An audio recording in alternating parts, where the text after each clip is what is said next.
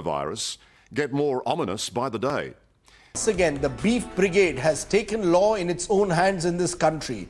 It is very targeted. It is against the Muslims. It is against the Dalits. So we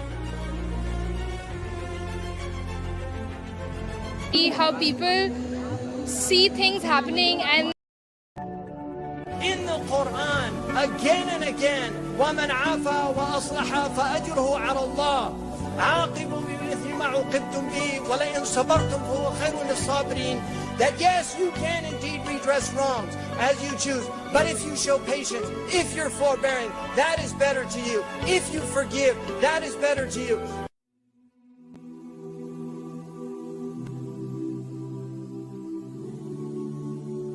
So, what are we fighting for? What are Muslims fighting for?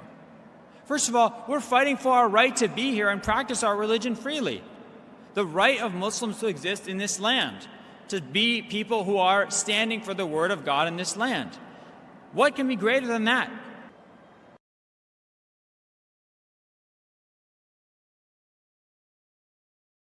Setting up communal harmony and brotherhood, fellow Muslims cremated a Hindu neighbor by performing all the religious rites of the deceased, as there was no male in the deceased's family to carry the body.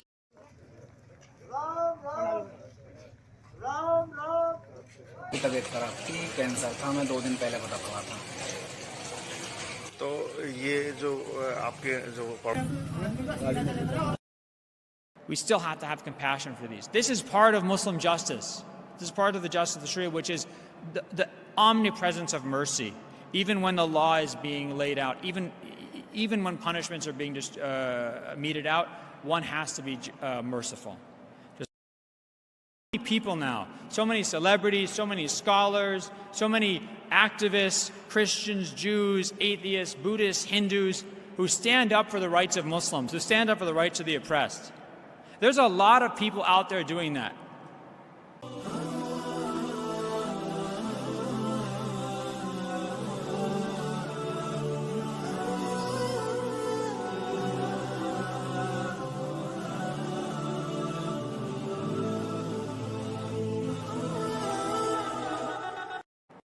The Prophet ﷺ worked with non-Muslims. And the Prophet had alliances with mushrikun. Even though people who were not Muslim, they were mushriks. Safwan bin Umayyah, one of the wealthiest people in Mecca, who was still a mushrik. He was not Muslim, he was a polytheist. And later on he became Muslim, and he said, there's no one I hated more than the Prophet of God, but because he was so fair and just to me, he became the person that I love most in the world. Now there's all these non-Muslims, leaders in different communities, respected people, thinkers, artists, who are out there defending the rights of Muslims. And Muslims are going to get left behind. Those Muslims who are taking those positions, they're going to be left behind in history. The train of progress, the chain of justice is going to pass them by. So we can't afford. Muslims always have to be those people who are qawamuna bil qist, standing up for justice, shuhada lillah, testifying, bearing witness to God. These are the people that we have to be. If we're not those people, we're failing in our duty. We're failing in our duty to God, or we're failing our duty as Muslims. So ask yourself this question: am I standing on the side of justice? Do I have the courage to stand on the side of justice?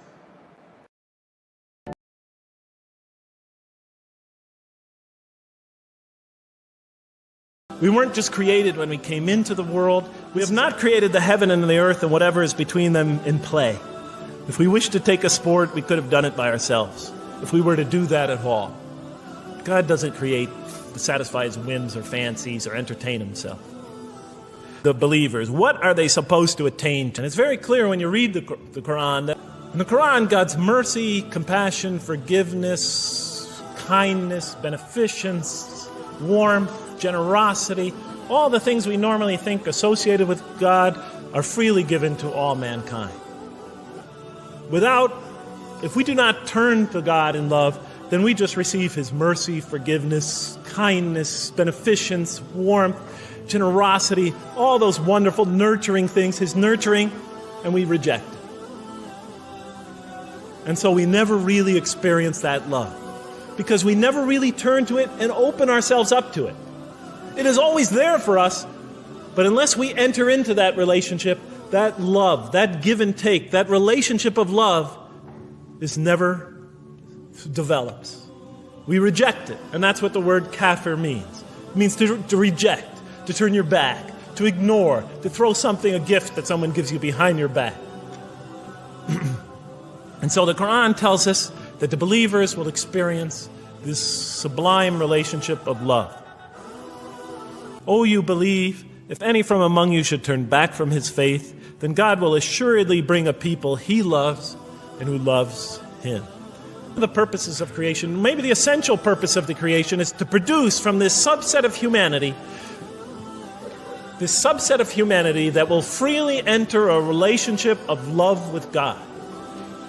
They will not only experience the beauty of other relationships in their lives, but this love that they will experience with God is the sublime experience that they will enjoy. Not only in this life, but infinitely greater in the next, when all the distractions, all the masks are stripped away.